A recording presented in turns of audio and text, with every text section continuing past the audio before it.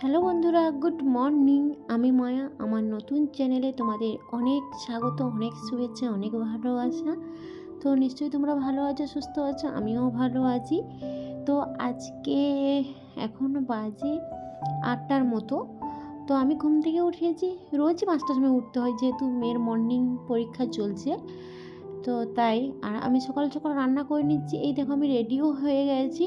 তো পোস্ট অফিসে যাব, একটু কাজ আছে। আর এই রোদ্দুর গরমে কি অবস্থা হবে ভেবে দেখেছো?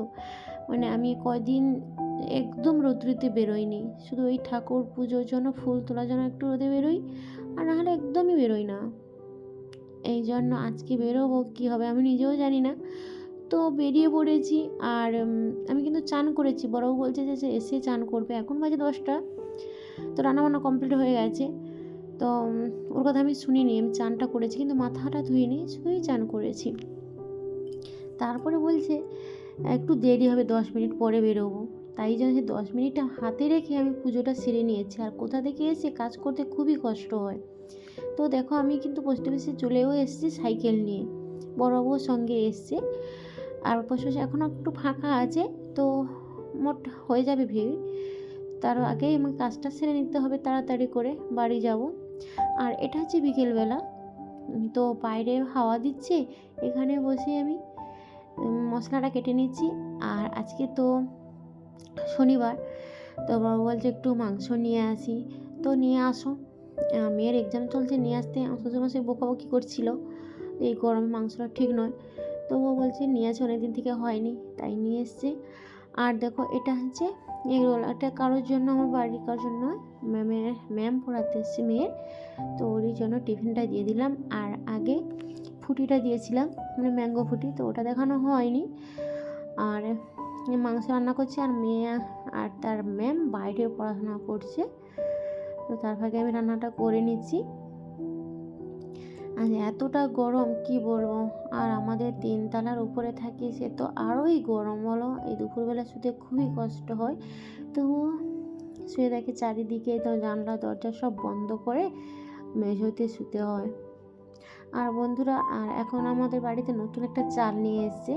তো ওই চালটা আমি একদম গড়াতে পারি না, মানে ঠিক করে করতে পারছি না। তো সব মানে নেতিয়ে যাচ্ছে, গায়ে লেগে যাচ্ছে, জল বেশি করে দিতে হবে। আর এই ছোটো হাঁড়িটাতে করে রান্না করেছি, ভাত করেছি, রাতে হয়ে যায় অন্য চাল নিলে। এই চালটা কেন যে গায়ে গায়ে লেগে গেছে, নেতেতে হয়ে গেছে। তো এটা দেখলে বড় বউ অবশ্যই আমাকে বকা দিবে খাওয়ার সময়। এই জন্য আমি কিন্তু ভাতের হাঁড়িটা খুলে এক ঢাকনা দিয়ে রাখছি। আবার কিছুক্ষণ জন্য বেড়েও দেবো, দেওয়ার পর তারপরে 1 ঘন্টা পর ওকে খেতে দেবো।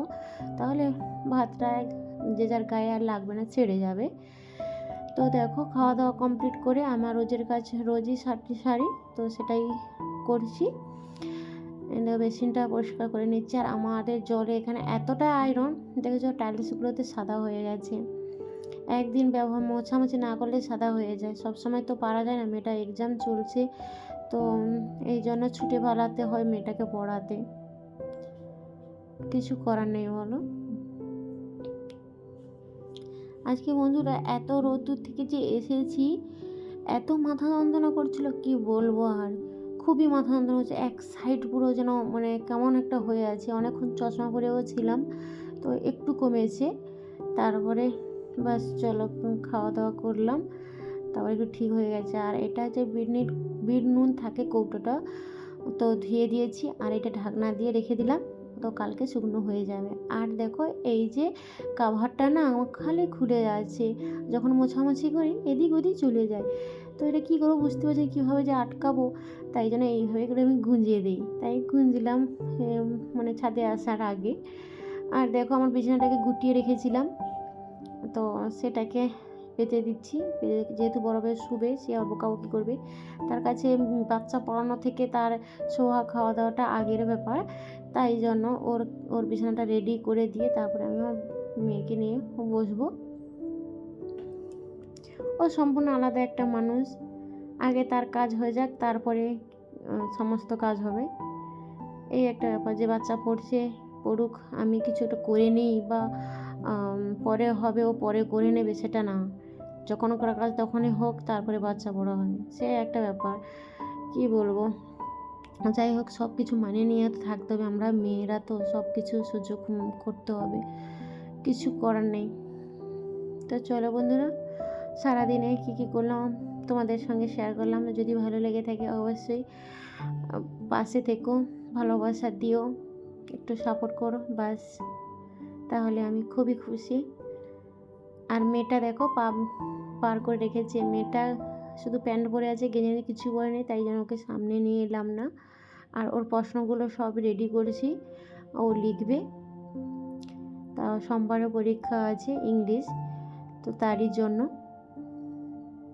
আর ম্যাম যতক্ষণ পারে সেই 2 ঘন্টা কি 1.5 ঘন্টা পড়ালো, তারপরে তো আমাকেই রেডি করতে হবে।